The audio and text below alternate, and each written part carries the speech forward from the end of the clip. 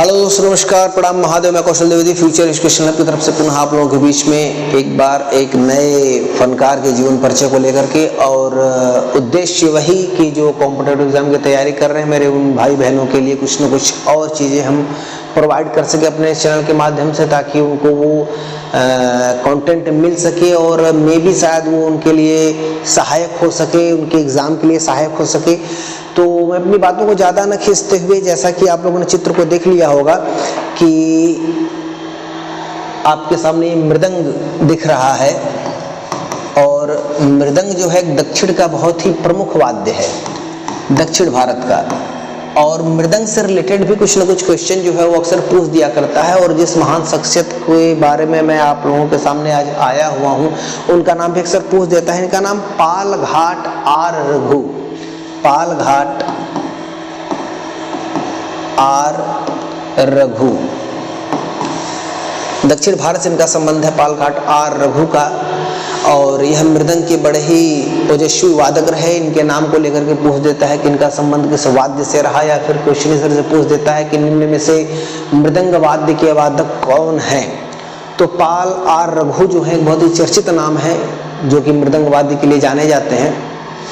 तो इनके प्रारंभिक जीवन को लेकर के अगर हम चर्चा करते तो हमको पता चलता है कि इनका जन्म जो था वो म्यांमार में, जो वर्तमान का म्यांमार है और जो पहले समय में वर्मा था, वहाँ पे इनका जन्म जो है 9 जनवरी सन 1928 को होता है। ठीक है।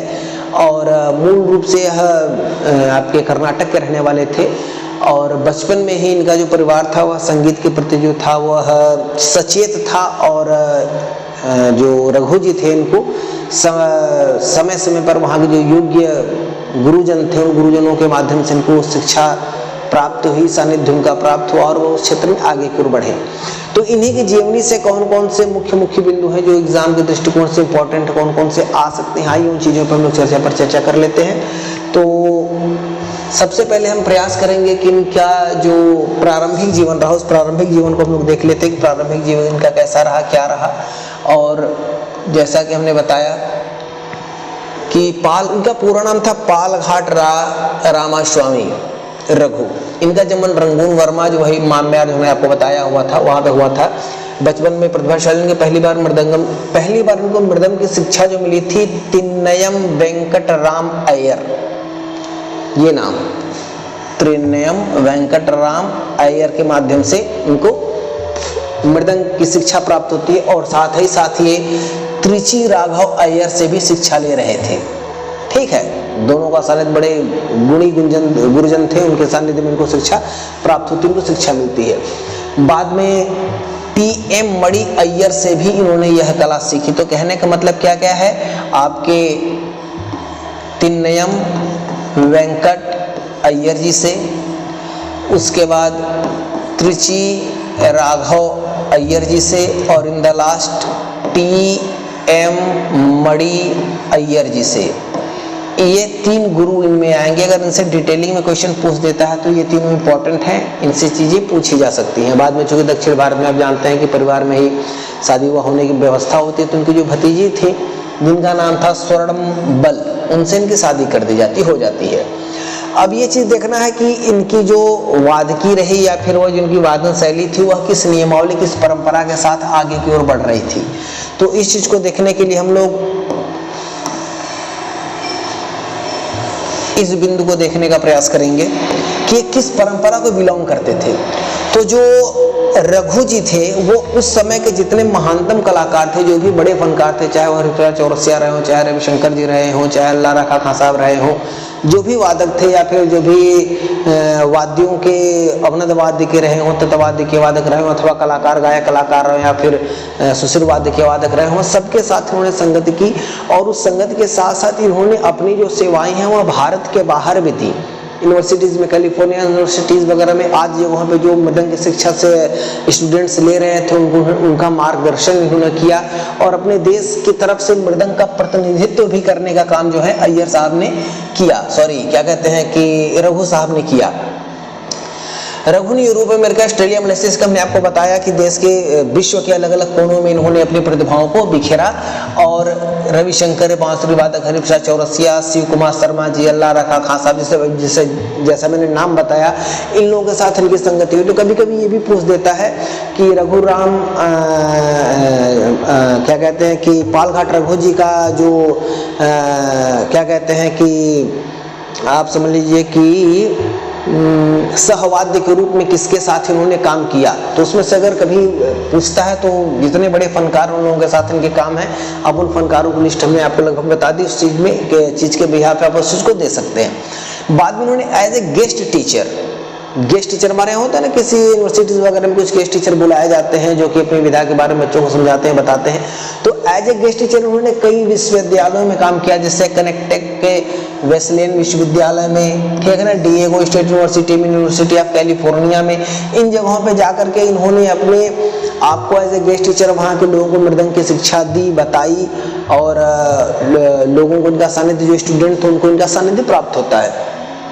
इनके पोते जो कि अभिषेक रघुराम है, ये भी पूछ सकता है, अभिषेक रघुराम में बड़ा नाम है, अभिषेक रघुराम से भी रिलेटेड क्वेश्चन पूछ सकता है कि इनका संबंध किससे है, या फिर इनके भतीजे हैं, किनके पोते हैं, ये पूछ सकता है। अनंत आर कृष्णन, उनका भी संबंध इनसे है। तो इन दोनों कलाकार का भी संबंध सीधे रघु जी से है, ठीक है ना, पालघाट रघु जी से। आफ्टर दैट कुछ मुख्य बिंदुओं को देखते हैं। इससे पुरस्कार से रिलेटेड मुख्य बिंदु अक्सर पूछ देता है कि कब किसको कौन सा पुरस्कार मिला। तो आइए उस बिंदु को भी देखने का प्रयास करते हैं। और हम लोग आते हैं पालघाट रघु जी का जो व्यक्तिगत अचीवमेंट रहा, वो अचीवमेंट क्या क्या रहा। तो उनके अचीवमेंट में जो पहला नाम आता है वो 1983 में संगीत नाटक अकादमी पुरस्कार, जो कि स्वयं में एक बहुत बड़ा पुरस्कार माना जाता है संगीत के क्षेत्र में। तो संगीत नाटक अकादमी पुरस्कार इनको कब मिलता है? 1983 में मिलता है। पालघाट मणि अय्यर पुरस्कार प्रथम प्राप्तकर्ता, पालघाट मणि अय्यर पुरस्कार के प्रथम जो कैंडिडेट थे जिनको यह पुरस्कार सबसे पहले दिया गया, वो थे पालघाट रघु जी थे, ठीक है, जिनको पालघाट मणि अय्यर पुरस्कार से नवाजा गया। ये इंपॉर्टेंट क्वेश्चन बन रहा है, ठीक है, इसको आप अपने जहन में रखिएगा।